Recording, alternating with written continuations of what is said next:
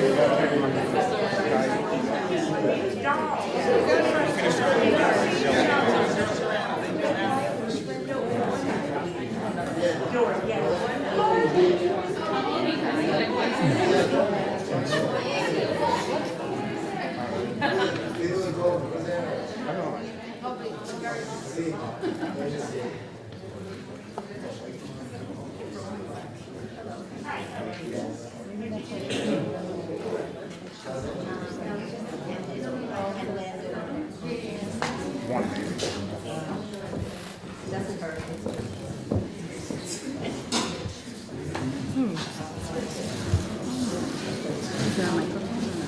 don't need it?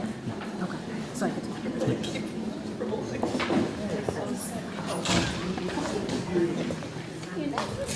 I guess we should get started.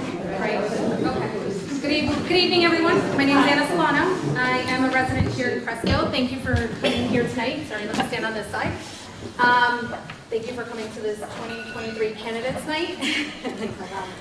We have Peggy Capico from Demarest and the League of Women Voters, so she is a resident of Demarest.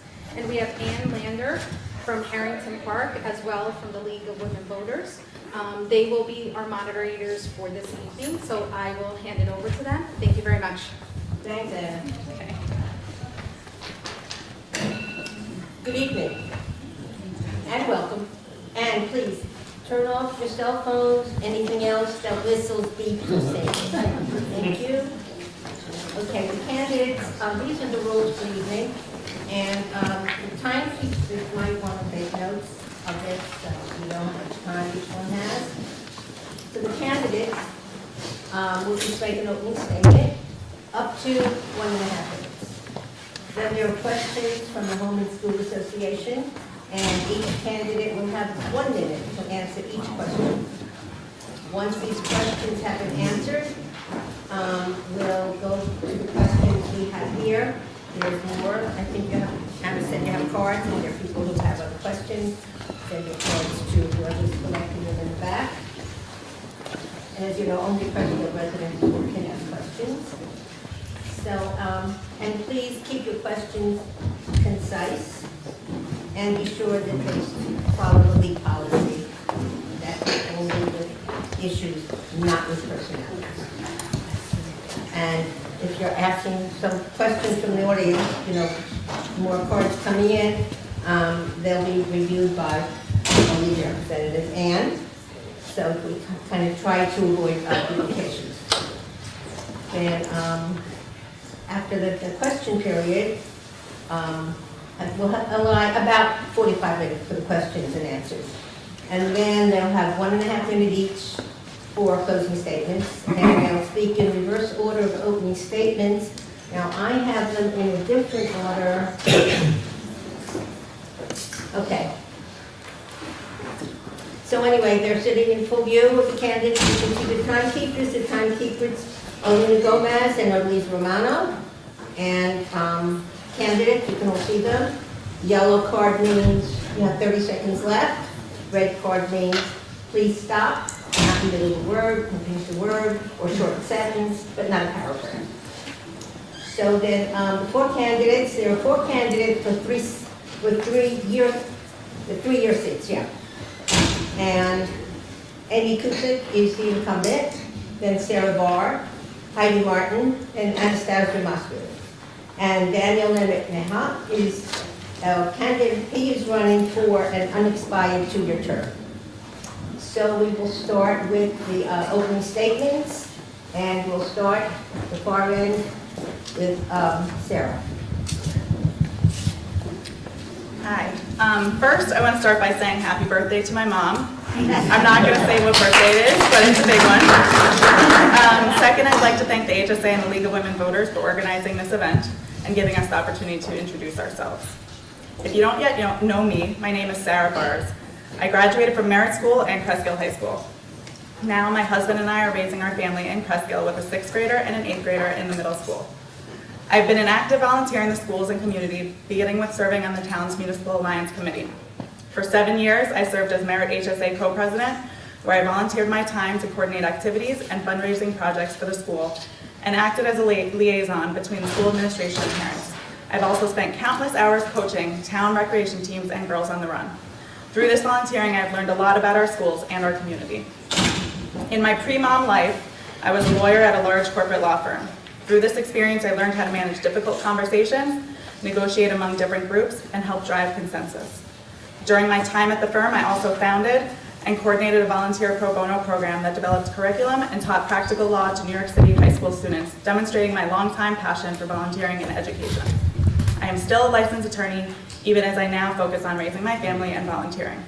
I plan to use my education and these skills to be an effective member of the Board of Ed. Thank you. Ms. Matthew. Hello, my name is Anastasia Masko. I am a first-generation Ukrainian American. My family emigrated to the U.S. when I was a sophomore in high school. Deeply impacted by the movie Stand and Deliver, I proceeded to pursue and earn an undergraduate degree in mathematics and statistics and accounting. I graduated summa cum laude from the honors program, and I was one of the few female students to have received a full NSF scholarship for the duration of my undergraduate studies. After graduation, I worked for about a year for one of the accounting firms. However, I did not find it fulfilling, so I returned to pursue my master's degree in mathematics education. For the past 17 years, I have been working as a high school math teacher and financial literacy teacher, curriculum developer and programmer, and AP math coordinator, serving mostly economically underprivileged districts with the goal of advancing them into AP and honors mathematics programs. One of the most fulfilling parts of my career is seeing children from the most disadvantaged backgrounds reach their full academic potential in STEM-related fields. Approximately 10 years ago, at the behest of my husband, who is a Cresskill High School alumnus, we moved to Cresskill. We have 2 children, one who just graduated from high school this past summer, and another who is currently in 2nd grade. I am running for Board of Education because I believe that all children, regardless of background and economic standing, should receive an education that advances academic excellence and allows them to fulfill their full individual potential. Thank you. Ms. Kuzic. Hi, thank you to the Middle School, High School HSA for organizing this event, and thank you to the new voters for helping us out here today. My name is Amy Cusick, and I am running for re-election for the Cresskill Board of Education. I originally started on the board about 5 years ago. I was appointed when somebody else had moved out of town, and then similar to what Dan is doing now, I ran for an unexpired term to complete that particular term, and then I had my own 3-year term. Now running again, hopefully for another 3-year term. I have been living in Cresskill for about 17 years with my husband, and we have 4 boys who have gone through the Cresskill system. I currently have one in college, I have one that's 11th grade at the high school, 7th grade at the middle school, and then still 4th grade over at Bryan School. Being on the school board has been a really rewarding experience for me. I've been able to participate in negotiating a union contract with the teachers this past spring. I've been able to participate, as many of the people here in the community did, to pass the referendum to rebuild this great building here, and many other activities that I've been able to participate as a board member. Professionally, I am a physical therapist. And I have my master's and my doctorate in physical therapy, and I specialize in neurological disorders, especially Parkinson's. When I first moved to Cresskill, I wasn't quite sure how to become involved. My husband was born and raised here, and I kind of came here and didn't know anybody, so volunteering was my way to reach out. I started on the rec committee for about 10 years. I moved on to the Board of Health, where I currently am still standing, which I participate in the 5K and actually mental health initiatives through the Board of Health as well, and I look forward to serving on the board. Thank you. Ms. Martin. Thank you. I would like to start by saying I condemn the actions of Hamas against Israel, and my heart goes out to all affected by this. My name is Heidi Martin, and I'm running for the Board of Education. And I'm original from Venezuela, and I have been in this country for over 21 years. I have been a resident of Cresskill for almost 17 years. I, with my husband Rich, have 2 children, Richard in 8th grade and Gabriela in 5th grade. I have a bachelor degree in business administration with a major in computer science. I spent over 20 years in computer programming until I became a stay-at-home mom around 9 years ago. This gave me the opportunity to get involved in my kids' school, so I have been active in the PTA at Bryan School ever since. I enjoy participating in my children's life through all my volunteer work, and I have developed a vocation for public service. Some of the PTA activities that I have participated are the after-school enrichment program. I'm seeking to grow the program to the middle of school, hopefully. Also, running the weekly pizza lunch, which is the main fundraiser for the 5th graders. Have always helped in the different fundraisers, the plant sale, food fair, field trip, chaperone, class mom. I'm also a board member in the Cresskill Pool Commission. And I always have help in the snack bars with the baseball, softball, football, you name it. Over the year, I have learned, yes. Thank you. Okay. Mr. Nimatneha. I want to say thanks to everyone who's taken the time out to attend. Thank you to the HSA for hosting and to the League of Women Voters for moderating. A bit about me, for those of you who don't know me, my name is Dan Demetnejad. My family and I have been here for over 10 years. We have 3 kids, 2 in the high school and 1 at Merritt. I've been a lawyer for about 13 years. I wanted to be a part of the Board of Ed because I felt that was the best way I could contribute to this community. I was appointed to the board in March and have served our community over these last 6 months. I've worked with the other 8 members of the board, including Amy, and Dr. Hughes to address the key issues of this district, including retaining and hiring top-notch teachers, learning loss, student mental health, and continued repair of this building and protecting it from future catastrophic weather events. I've been really honored to be a part of the board. I mean, all of us are different people with different points of view, but we're all united by the common goal of doing what's best for all of the kids in this district and doing so in a manner that's responsible with everyone's tax dollars. So I hope to be able to continue as part of the board for the remaining 2 years of this term, hopefully beyond. Looking forward to hearing from everybody and to give you an opportunity to learn a little bit more about me. So thanks. Thank you. Now we'll go to questions from the HSA. The first one, and okay, so we started at the end, so we'll start with Ms. Moscow for these, and then we'll go around the other way. Why are you running for the Board of Ed, and if elected, what will be your priority? I'm running for Board of Ed because my child is still in part of Board of Education. She's in Bryan School, and I would like to see her and all of our students succeed and be ready for the 21st century, life that is developing, and not just, go through the steps of learning the material and not knowing how to apply it. So I would like to work with Board of Ed to develop a curriculum that is aligned with 21st century skills that they need to be successful once they leave us and go to college and build their lives. Thank you. Next, Mark. Ms. Kusak, I'm sorry, go ahead. Yes. Coming up actually this Thursday, there is our very first strategic plan meeting that the community is all invited to be involved with. There's teachers, community members, staff members, and students, and everyone's going to be involved in this. There's been multiple, I think, messages sent out to the different community. I'm really excited to be part of the strategic plan. I think this allows us, given sort of the tragedies that we've had at the school with this building and the air conditioning at Bryan School and the air conditioning at Merritt School and all these variety of different things have kind of come up over time. I'm looking forward to participating and playing a strong role in the strategic plan because it will allow us to place our priorities, budget accordingly, and make sure we're moving forward in the right direction with the input of everybody who wants that input. So I'm greatly looking forward to that, and I feel like my experience on the board thus far will be a great asset to that. Thank you. Ms. Martin. I have been involved in the schools for the last 9 years, and I feel this is the next step when I can really help to get things better. I want to be able to help the schools to grow. We have gone through a very hard time, and this has affected everybody. So I think by bringing new blood and fresh, different perspective of things is going to help for everybody to come together and being able to fix a lot of these issues that we've been dragging, that haven't been able to be really touched, since we have to concentrate in all the flood problems and fixing the building and all the problems we've had in the last few years. Mr. Nimatneha.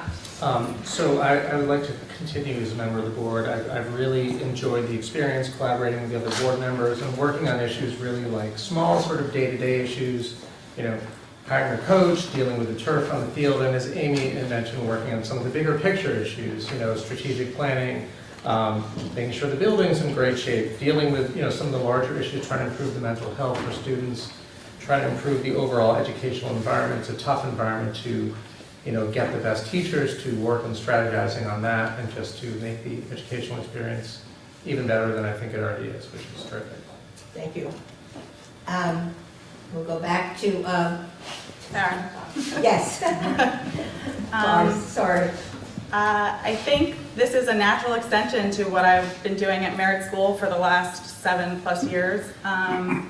I began going to most, if not all, Board of Ed meetings, and now also mayor and council meetings. And I think that I have something to contribute to those and help to bring our community together, to help our budget, which I think is a big issue, maximize the resources we have in this town to work together, to do all the things that we want to do to make the school better. We need money to be able to do that, and I think that I can offer something there. Thank you. So the next question of the HSA, is there a particular issue, and this is one issue, that motivates you to serve as a board member? Now we will start with Ms. Martin. Okay. No, did I miss someone? Yeah. Oh, yeah, you know, I have to move on a bit. Cusack. Yes, thank you, go ahead. One particular issue, my goodness, that's really hard to pin down. There's so many that we discuss in all the board meetings that we have, and there's so many things that I discuss with parents and community members and a lot of the people that are here. You know, I do think that my experience on the Board of Health is something where I've had the opportunity to be exposed to writing grants and working towards some mental health programs within the community. I think that is greatly needed in our schools, in our community, and so I think working towards helping to create better support systems and programs so that the kids feel comfortable reaching out, the kids feel as if they have a place to go, and we create the resources that they need and they know where those resources are. So I would be very happy to work towards mental health programs developing for the kids so they can feel safe in their space. Thank you. So, Ms. Martin, what is your particular issue? I like numbers and budget. I'm particularly interested in helping out and concentrate on the budget. We have so many problems right now that I know the budget is being extended in many ways. But I think I would like to find more opportunities to maximize that. That would be basically the main thing that I'm concerned about.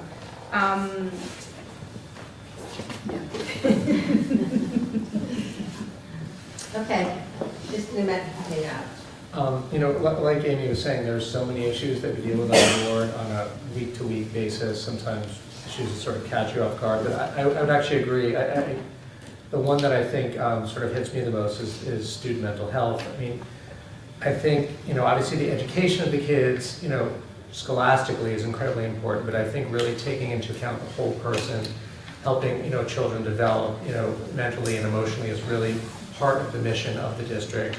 And I think also, you know, when kids are struggling and going through problems, you know, destigmatizing that and dealing with that the way you would deal with a broken leg. It's just a, you know, a normal part of developing as a person in a normal way that we can provide resources to help them develop. Thank you. Ms. Barr, what's your most important issue? I kind of mentioned this before, but I agree there's a lot of issues, but I think they all kind of tie back to budget. We've had some major shortfalls to deal with, things outside of our control, like the rebuilding here. And I think that there are some creative ways we can look to increase our sources of funding and creative ways that we might be able to save in some ways. I think we need to have a sound financial plan for both the short term and the long term to address this. And I think we need to focus on finding that new capital to avoid funding cuts to programs that are really important to our kids and to be able to do a lot of the other things that we're talking about here. Everything else hinges on that. Thank you. Ms. Moskowitz. Well, everything you said is important. I also believe that we need to work on bringing Cresskill back to the top. We used to be a blue ribbon school, and I think enhancing our financial and business curriculum will help us be more competitive with Bergen Tech and other schools around where we keep losing our students to, and bringing programs that maybe partnering with universities and colleges and different big companies to bring maybe even lecturers or people to talk to kids and teach them about financial curriculum, financial literacy, and how to build, their future will help. Excuse me, what?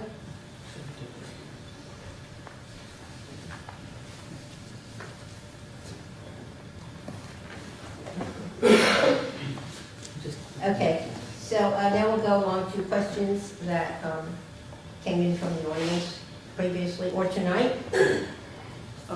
These were from previously. These were the previous ones, So okay. let's do those All first. right. And one of these. Okay, and this time we will start with Ms. Martin. Okay, here's the question. If you were to come across a book in the school library that some parents have complained about, if it has offended them, they think it doesn't belong in the school library, how would you respond to the parents' concerns and why?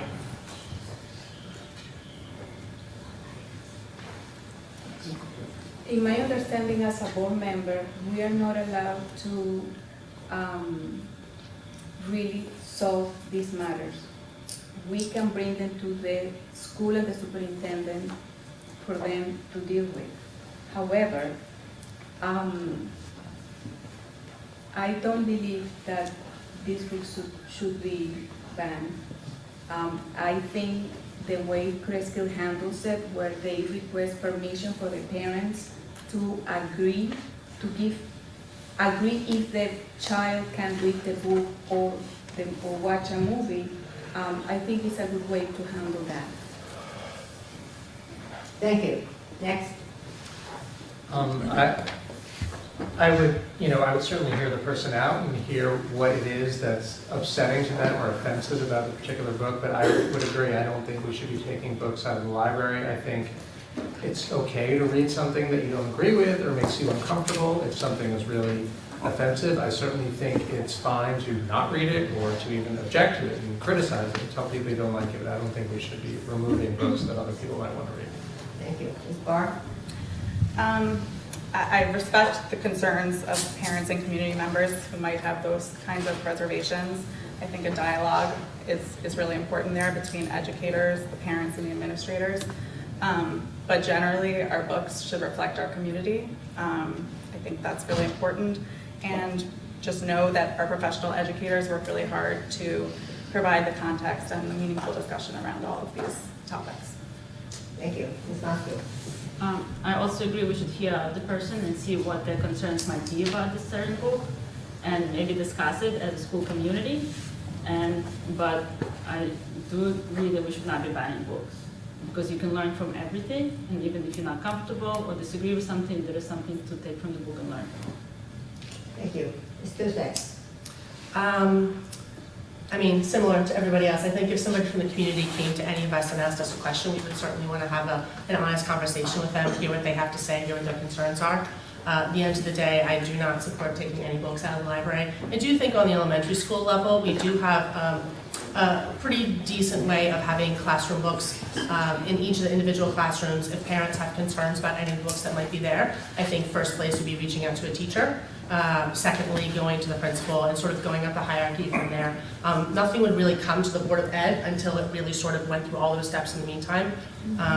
So if parents have concerns, first step, talk to the teacher, talk to the librarian. But I certainly don't support taking any books out of the library. Thank you.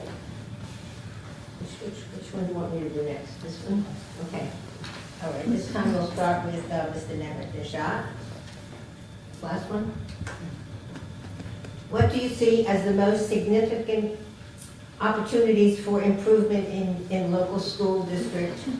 And how would you work to realize those opportunities?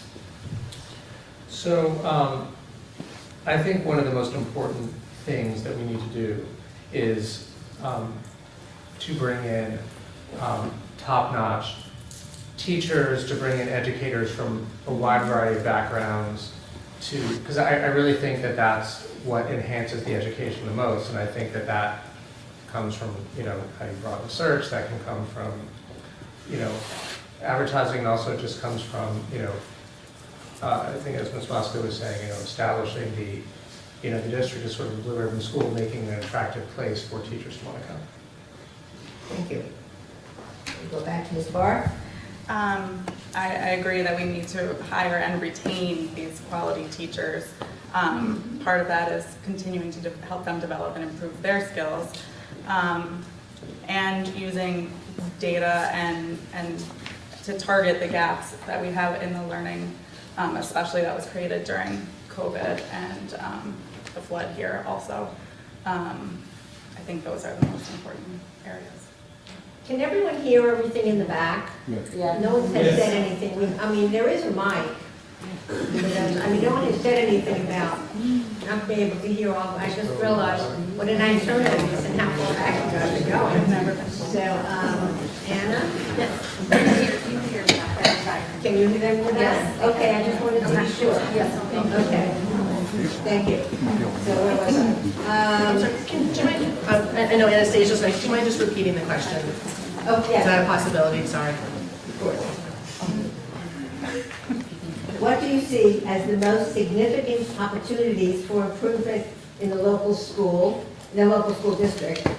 And how would you work to realize those opportunities? So we started here, and Ms. Barr spoke, Ms. Moscow, and then Ms. Cusack. Anastasia. She hasn't done. Okay, I was, sorry. I was concerned about everyone here. Okay, next, Ms. Moscow, sorry. I also agree that hiring and retaining teachers with expertise and helping them develop their craft, offering them professional development opportunities, even if it's going somewhere else to see the workshops and sit and participate in different discussions is important. I know last year Dr. Hughes said in Cresskill they're trying to do it within the school, where they have a master teacher who shares their knowledge with other teachers, which is an excellent craft, but also going outside to get fresh ideas, also valuable. So I think that would be another way to train the teachers so they can better serve our students. Thank you. Now, Ms. Cusack. So one of the district goals this year was to improve on Tier 1 interventions, which means improving the teachers and the staff's continuing education.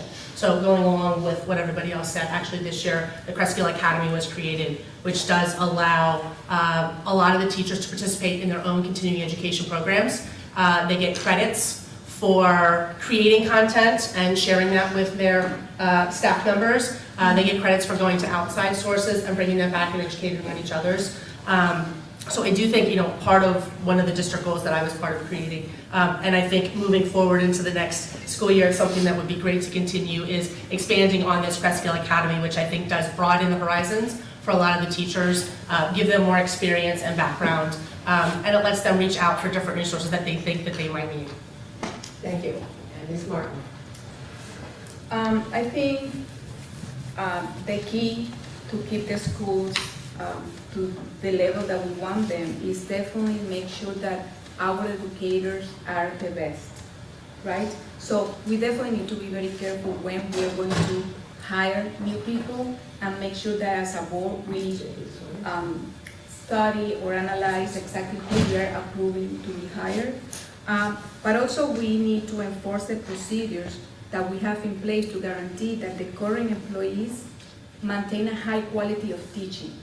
I find that a lot of times because of the tenure might bring some issues to keep the quality of these educators, and we have to work hard and push all the time for these educators to be the best they can be so our kids can get the education that we want and to make it actually the reason why we are in Cresskill and why we're living here. Thank you. And then, next question, and we will start at the far end with Ms. Barr.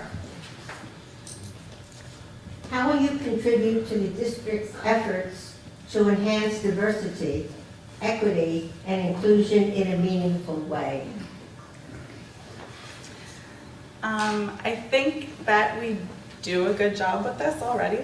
I do think that it needs to be more of a part of the curriculum from K to 12. It should be student focused, and it should be a priority of our district. That would involve teacher training, and just really incorporating it into the curriculum so that it's student focused, not necessarily parent focused.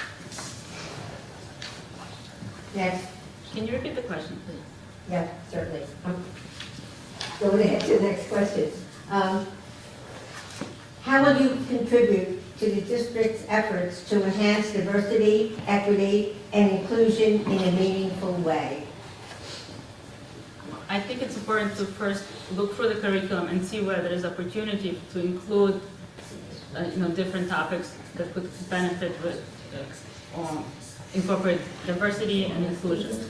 So, looking through all curriculum, not just maybe literacy is the most easiest one way usually you see it incorporated, but looking at the sciences and math to bring that in as well is important. So, first studying the curriculum to see how we can incorporate all of this. Thank you. Ms. Kusick. I think there's been a transition in how the DEI community has been involved over the past couple months. One of the goals that we set this year was to have it be a little bit more student-led, to have the students be involved. We have such a diverse community here. We have so many voices that I feel the students need to have the opportunity to be able to stand up and speak for those different holidays, pieces of the curriculum, pieces of history that they feel they are interested in pursuing. In all honesty, our participation in that DEI piece, as a Board of Education member, we don't have a direct way of implementing that. We set a board goal. The action plans and how things are implemented is up to the administration and the staff members in the district. And so making that a goal really forces them to make action plans to figure out the operational ways that they're actually going to go about and do that. But we felt that it certainly was really important for the remainder of the year. That's why we set it as a goal. Thank you. Ms. Mark. Okay, so I think we need to definitely focus more on the kids. And I find that there is still a ways to go to help everybody to feel included. I like the committee that was working before. I wish that it didn't get disintegrated, or at least away. I don't know exactly what happened with that, but I think we need to bring more to our town because people feel it. I think we need a little bit more work on that. Thank you. Next.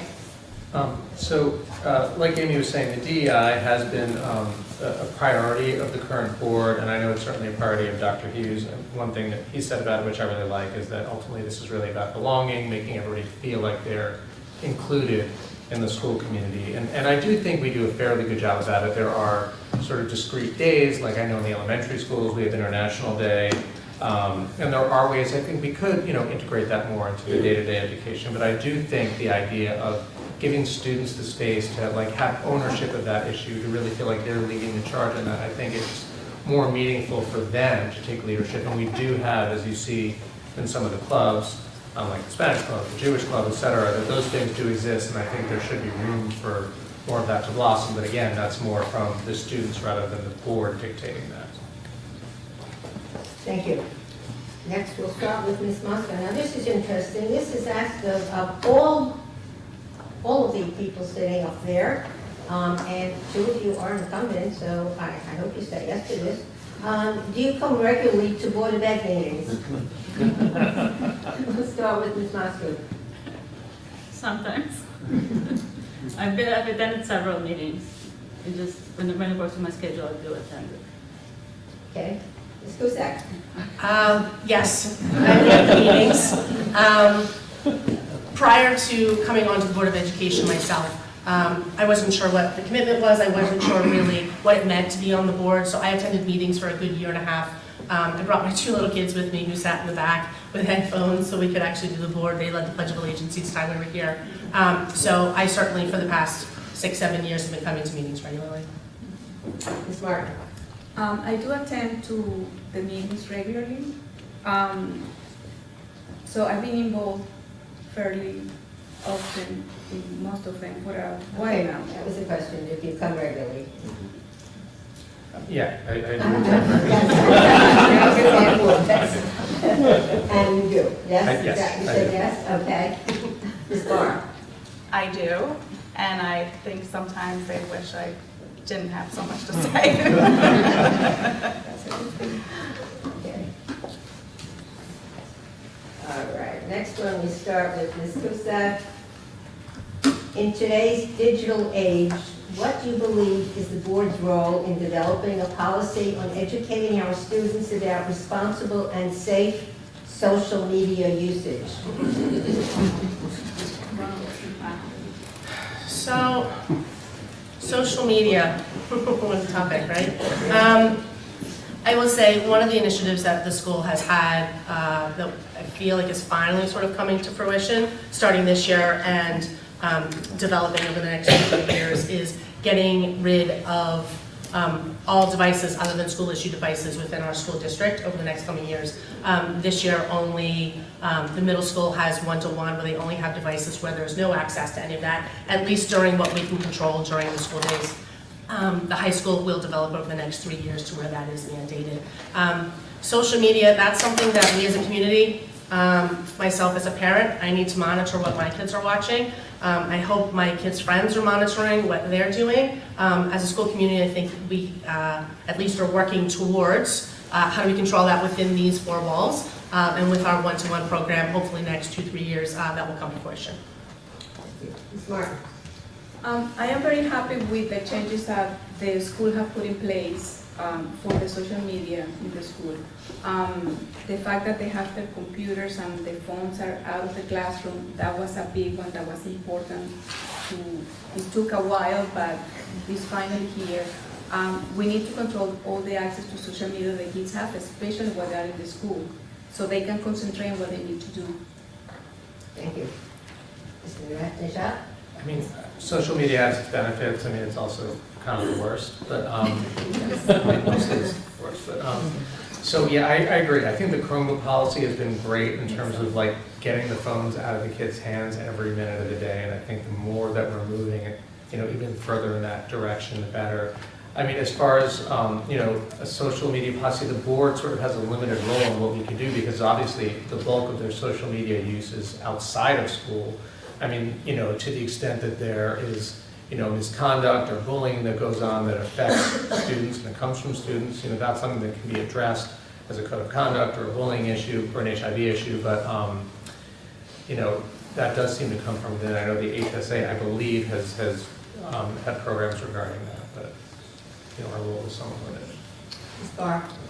I agree that the Chromebooks have been a great initiative for that. I do think we could do a little bit more work on keeping the phones out of the classroom. That may be just more of a consistency issue from what I hear. I think the other part of this is the education part. We have these captive students here. We can't control what goes on at home, but we can control what we're teaching them. And there could be a lot taught to these kids on this specific issue and the repercussions of posting things and everything we all know. You're sitting here. Yes, Ms. Moskowitz?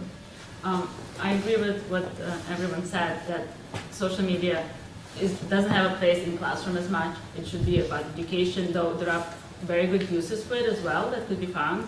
Teachers have to do some research, and they can use it in classes as well for positive. And also, we should teach our kids what happens if they post something negative on social media. That, you know, we should teach them how to use it responsibly and kindly so that it doesn't affect anybody in a negative way. Thank you. So most of these questions have been to everyone, but this one in particular is for Ms. Cusick. What contributions have you made as a board member to work collaboratively with the mayor and council? So I have attended mayor and council meetings myself. I was actually just there. Sarah and I were the only lay people there last meeting. One of the initiatives that I believe moving forward that a lot of people in town have been talking about is potentially having a turf field. That's been a big piece. I've been in communication with town council members. I've been in communication with the mayor. I've attended town council meetings to try and work towards figuring out how and sort of what the details are. We actually had some communication earlier this week to where the first steps will probably be taken towards starting that process. Personally, I attend the town council meetings when I have the opportunity, and I look forward to working more with them in the future, as well as I'm also on the security committee here on the Board of Education, which works directly with the police department to create the Class 3 officers that we're working towards getting them, all of them in the building as well. So that's something I've been in direct contact with the town council and police as well. Thank you. Now, this is for all of you, Ms. Martin. How might you introduce or reinforce unbiased hiring in bringing on teachers or administrators? I think we need to be very careful when we're hiring staff or teachers and make sure that there is not a conflict of interest. This is something that I actually feel very passionate about because it drives me crazy that we need to bring the best we can find and that we can afford at this point, right? So we should not let our heart be used to bring people into the school district. Thank you. Mr. Member Tejada? So, I mean, this is actually something that came up just unrelated at work the other day, and the thing that, you know, that someone brought up, which I think is really useful, is, you know, the best way to avoid biases in hiring is sort of recognize what your biases might be and do your best to not let them affect your decisions. I think that's really important, but I also think it's, I mean, obviously we want to hire the most qualified people, but I think it is worth, you know, taking sort of as holistic a view as possible when looking at people. I mean, we're more approving as a board rather than, you know, choosing people in all cases, but I think, you know, having a teacher population, for example, administrative population that, and it reflects the student body, reflects the larger community. It's not a bad thing. Thank you. Ms. Barr? I think these things are all true, but my understanding of the role of the board is that we don't hire. We hire the superintendent. He does the hiring and we are just oversight in that role. I think we can use our oversight to make sure that there's no bias, but that's the extent of our role. Ms. Mosby? I think we can help our Board of Education to maybe form a committee with consisted of teachers, parents, students for the interview processes so that we can eliminate the bias of just one person because it will be a committee making a decision. Ms. Cusick? The hiring process has several layers to it, and Sarah's completely correct. I mean, the Board of Education, when it comes to hiring per se, we are oversight. The administrators, and there are several of them, you know, there's Dr. Hughes, there are our principals, there are our directors of curriculum, and our supervisors of curriculum. There's a wide variety of people who come from diverse backgrounds themselves, who are part of the hiring process. Each of those people has a contribution towards that hiring. I mean, if we have somebody that's being hired for like math per se, the math director is somebody that certainly is consulted. We want to have the best possible person for that math position. As it stands right now, the Board of Education, we the superintendent and the administration chooses who they think is the best candidate, comes to us as oversight. If we do feel, though, that somebody is overlooked or is not appropriate, we do certainly have the ability to question that and to say that is not something we feel is appropriate, and it will then be looked into a little bit further before we approve it. Thank you. Okay, next question, we'll start with, I just said yes, Mr. Nimchak. It's very timely. Recently, an event occurred at our high school where a Muslim Arab student wrote an anti-Semitic remark on the blackboard. The student was suspended for 5 days. The message written was, "Erase Israel." Should the student have been expelled? So, this is part of such a difficult issue. I mean, this is such a painful time, right now. Obviously the atrocities going on in Israel, Jewish families, Israeli families, everyone in the community is terrified and upset. I'm Jewish, I'm really upset. So, speaking to that incident specifically, I don't know exactly what the suspension was for the person. I wasn't sure that had been decided. I know it said 5 days, but I'm not sure. That's what it said here. It was Yeah, no, I'm 5 not days, sure and that this that- person thought, should that student have been expelled? Yeah, I'm not sure that's actually determined, and so I don't know if that's correct. I also am not sure if that's exactly what was said. I mean, certainly I think someone should be disciplined for an anti-Semitic remark or any kind of racist remark, but certainly in this case, especially given the overall context. But again, I don't know what the discipline was or exactly what was said. I think there is some dispute as to what exactly was said, so I don't really want to inflame the situation. Okay, thank you. Ms. Barr? I think from what I've heard about this, it is completely unacceptable, and we have a lot of work to do to heal from that as a community. And whether the child should be expelled or not, I would imagine there's a lot of laws about public schools being able to expel students, so I'm not sure that that's on the table, but in my opinion, every possible punishment available should be on the table here to make it clear that this is not acceptable in our community. Thank you. Ms. Moscow? I'm Jewish, and when I heard about this, it scared me that my students, friends of, children of my friends, and town people that go here, it's scary to think that my child's sitting next to somebody who might write this and think that. But I know a lot goes into the decisions about what can happen. There are laws, investigations, interviews, and then looking at the whole picture. We only know part picture, which to me is very scary, but I do not know the whole picture. So I agree, every punishment possible, in my opinion, should be put on the table and discussed, but I am biased because it did scare me and affect me very strongly.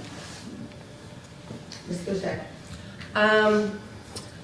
I will say that my understanding at this point in time, there is a threat assessment evaluation that is going on with regards to this particular incident. There is information, interviews, details that are still being discovered throughout the whole community. I think there were additional interviews again today. I don't know if any of us have all of the detailed information to really make like a true judgment, right? Once I think the threat assessment is complete with law enforcement, school administrators, officials, I know the Bergen County Prosecutor's Office was involved at one point in time. I think once that threat assessment is complete and we have information, then perhaps judgments may be able to be made. My knowledge to this point in time that there has not been any decisions made whatsoever. Thank you. Ms. Martin? Okay. So I have very little tolerance for these kind of issues, to be honest with you. So I don't know in reality how it happened. If I have seen what it was written in that board, I wouldn't have been able to read it, right? If we have all the information, I think we need to set the example for other kids and make sure that this does not happen again, because this is unacceptable for me. Thank you. Okay, now we'll start with Barr. Right. Okay, now I know many of you, from what you have said, you're passionate about so many things that are important to you. Now, here's another one where they want the most important. What is the most important thing you want to see happen in the coming year? The one most important thing that you will advocate for consistently? There are a lot of things, but the first thing that comes to my mind, and I think some of you may feel the same way, is can we please protect this building?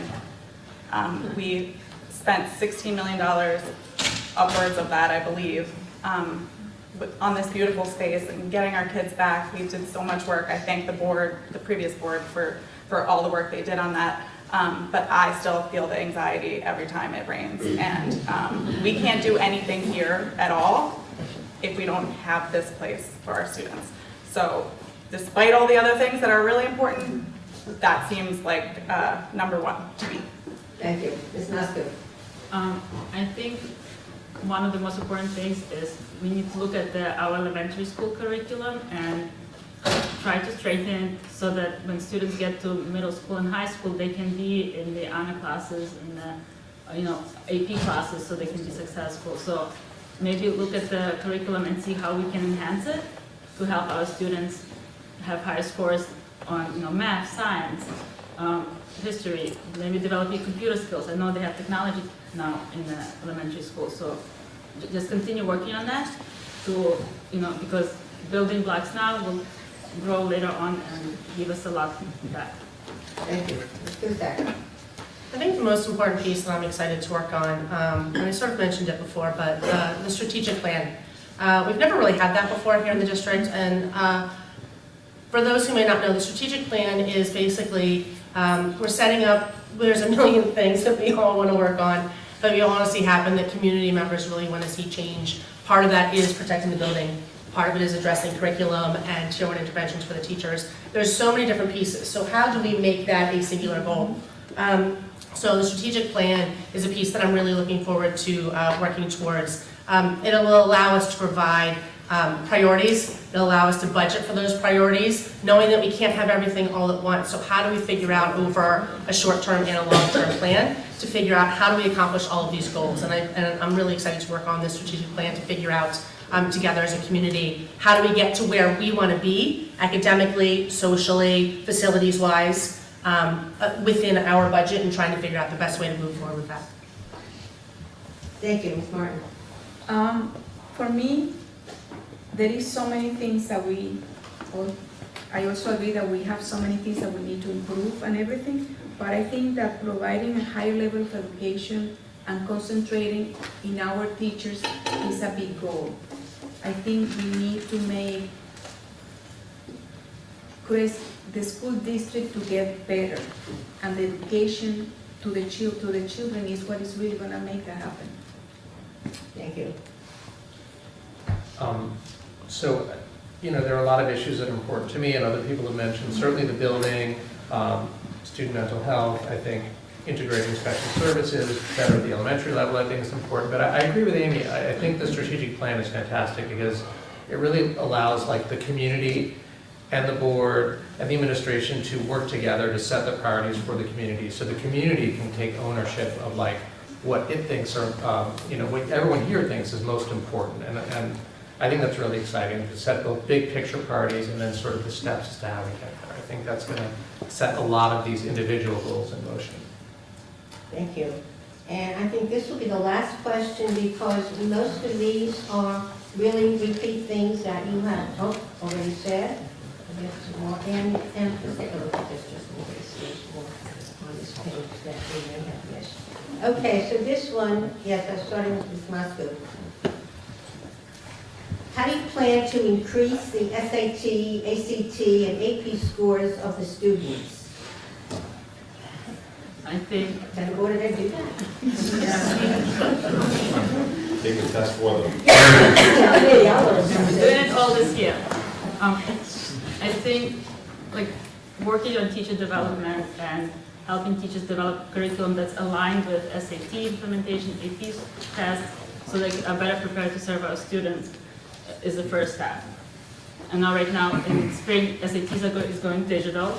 So just looking into this and making sure that everybody knows what it's going to look like and prepare the students for that is step one. And I know teachers work with AP College Board to look at the questions that are going to be, so they can align their curriculum towards that. So just continue work on helping teachers have time and resources to address all of this is very important. Thank you. Ms. Kuzic? One thing I think that I would like to see is, and there's been a sprinkling of it, and I think with COVID and the flood and not really having our building and such, the last few years, some things have kind of fallen off. One piece that our guidance department used to do really, really well was preparing students for these things, for their college applications, for test prep, providing review courses, providing tutoring services.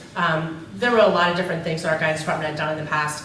And I would really like to see that pick back up again and try and figure out a way that there can be, I know my son took an ACT course this summer that was offered at the school that was paid through state grants. I think robustly developing that program so our students have much greater preparation going into these tests, particularly given the fact that they're going from the on-paper test to the digital in the spring, or in January, I guess, is something that we really need to prepare for. So I put a lot of that on our guidance department and look forward to what they can develop over the next year. Thank you. Ms. Martin? I agree with you. I don't think the board can really have a say or doing this, but I think the kids need to have more training in how to take this test, in giving them preparation for it. And again, if we improve academically, making sure that the teachers teach what they're supposed to teach, I think that will definitely increase overall the results of any of these tests. Thank you. Next. Yeah, I mean, this one does hit home for me because my kids are going to be doing this soon, and obviously I'm looking towards it with a sense of total dread. But so, I mean, yeah, obviously our role as a board is fairly limited here, but I do think, you know, we can do things like, you know, provide space and funding for teachers to have professional development that's not just towards the regular academics, but also towards helping the kids prepare for these tests, and, you know, using either state grants, like Amy mentioned, or funds from our own budget to help the guidance department fund review courses and other resources to help the kids do well on these tests. Thank you. Ms. Barr? I think strengthening the guidance department is a big part of it, but at the end of the day, it's the hiring and retaining of the quality teachers that make our district special. I was a product of that. That's why I moved back here. I think that's the biggest thing the board can do to address that. Thank you. Okay, the next one we'll start with Ms. Cusack. What's your stance on the health standards program? So that's been a touchy subject, I think, for a lot of people. The new health and wellness standards is something that we are legally obligated to implement. Most school districts implemented it last year. We have implemented it starting this year. What was offered to all of our parents was an opt-out form, which was the way it was state mandated. Part of being on the Board of Education is to implement these state standards. If I agree with the piece or if I don't agree with the piece, quite honestly, is irrelevant. We are obligated to put into policy what those state standards are. I do appreciate the fact that there was an opt-out option, of course, because it is ultimately up to each parent to decide what they want their child to be exposed to and not to be exposed to. And so I think that was very thoroughly put out to the district, as well as was translated into different languages and given to the parents as well. So I felt like that message was sent out to the community in a pretty thorough way, and it gave parents the choice to decide what they wanted to do with that. Thank you. Ms. Martin? So this is a very difficult subject, I think, for this community. We're all struggling with being forced, basically, to include the health curriculum in our schools. I don't think, I love the idea that we were able to opt out, but I shouldn't have to be, as a parent, I should be able to decide when and what I teach my kids and when. At least we have the opt-out option, right? I'm not 100% thrilled with this program, if I'm being honest. But nothing we can do about it. Mr. Nenner, So yeah, it is a sensitive issue, but you know, our obligations as a board are clear. You know, we have a legal obligation both to, you know, implement the curriculum and to provide an opt-out. And I think that we did a good job of balancing, the needs and the concerns of different members of the community. There were videos put out for each grade that were pretty detailed as to what was going to be in the programs. The opt-outs were, provided. There was ample notice, as Amy mentioned, in multiple languages. So I think, we made a pretty good effort to, address the needs of everyone. But yeah, it is, something that does make some people uncomfortable. Thank you. Ms. Barr? State law not only requires it, but my understanding is that we could be sanctioned and our funding could be affected if we don't follow it, which is obviously back to budget. I think the opt-out is important, but a big part of that also is that it's an informed decision that we can make. So just continuing to do our best to make sure the community understands the standards, what's being taught, and has that choice is important. Thank you. Ms. Moscow? I did appreciate that while other districts did start this last year, our district worked with the teachers to develop the curriculum that would benefit our students the best, and then communicated to the parents who, if they wanted to be informed, they read it and they could opt out. So it was not a rushed decision on our part to just participate in it and let it be, as a lot of districts did handle it that way. So I did like that we took the time to develop it before just pushing it to the public and saying this is what it is. And I did appreciate the detailed description of the standards that were included and the opportunity to opt out from specific standards, not just the whole curriculum overall. Thank you. So this is the end of the Q&A. We tried to address all the things that came in without too many duplications. So as for the candidates, if there's any passions you have that were not addressed, you've got a minute and a half in your closing statements to tell us about it. We'll do it in reverse order of the opening statements. We'll start with Mr. Nemekovich. So thank you again to everyone who's taken the time out of your busy schedules to come here. I hope it's been informative for everybody. It was certainly helpful for me to hear what everyone had to say. I've been really proud to be part of the board and a part of our community here. It's not always the easiest time to be a kid or to be their parents. I believe the board works diligently to make the schools a rewarding experience where kids are inspired to excel in academics, of course, but also to treat each other compassionately like members of a community. But that's a process, and we should always strive to do better. So if you'll have me, I look forward to continuing as one of 9, working with the other trustees and Dr. Hughes to help make this district even better for our kids. Thank you. Thank you. Ms. Martin? I would like to thank all the people that believe in me, supported me, and helped me through this process. It has been definitely an interesting ride. I would like to encourage you to vote for me and give me the opportunity to keep helping our community, as I have been doing over the last few years. I can assure you that you won't regret it. I won't start here and promise you that I will improve everything on our school district, but I am telling you that I will work hard and I will fight for our children to make sure our school improves and we move forward as a community in this beautiful town. We have to fight for our parental rights, better education, making all entities accountable, making sure all our students are represented, improve communication, and find ways to be able to stream Board of Education meetings, that's a big one, so all parents and residents can be on the same page. I'll be honored if you vote for me on November 7th on Columbus. Thank you very much. Thank you. Ms. Cusack? First, I just wanted to thank everyone for coming here. I've been to a few of these over the years as an observer on the other side. It's a little bit more nerve-wracking on this side, to be honest. This, I think, is the biggest showing that I've seen, at least during the time that I've been here. So I want to thank everybody for coming out.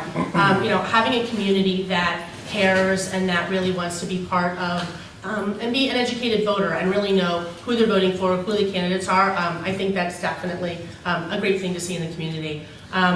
With that, I've been honored to serve on the board for 5 years now, being part of multiple committees, and I'm really looking forward to continue to serve this community. With my experience, I feel I have something to offer moving into the next couple of years. We have the administration contracts coming up next spring, we have the strategic planning, and I feel my base over the last couple of years gives me a really great background to move forward with that. So I would appreciate your vote November 7th. Thank you very much. Ms. Mosco. I would like to thank HSA and League of Women Voters for organizing this and giving us all the opportunity to meet here to discuss these important issues. Thank you everybody here for coming and see who we are and what we stand for. I hope I get to work with all of you to make Cresskill move back to the top and continue being a wonderful place to live and go to school. Thank you. And Ms. Barr.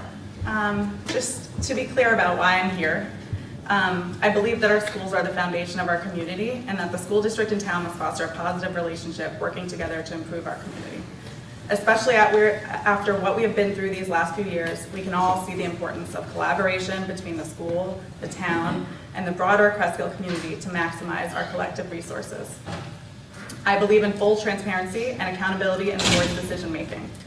As a participant on the board, I will help make the community feel welcome and free to ask questions and get timely and truthful answers about their children's education and the administration of the district. I also believe we should conduct a fresh and comprehensive review of the district's budget to find creative and untapped sources of funding and savings.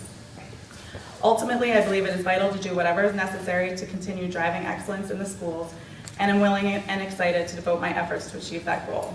I'm ready for the opportunity to give back to the community that has given me so much. I want to thank you all for coming and for the thoughtful questions and attention.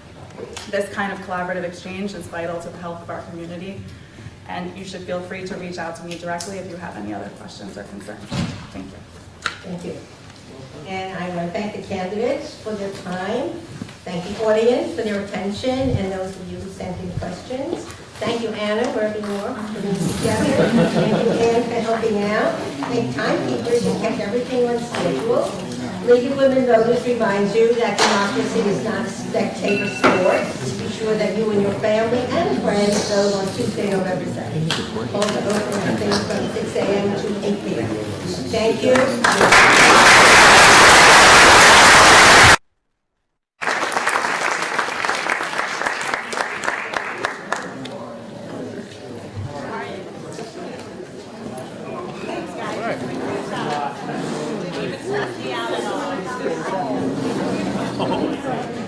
That is fun.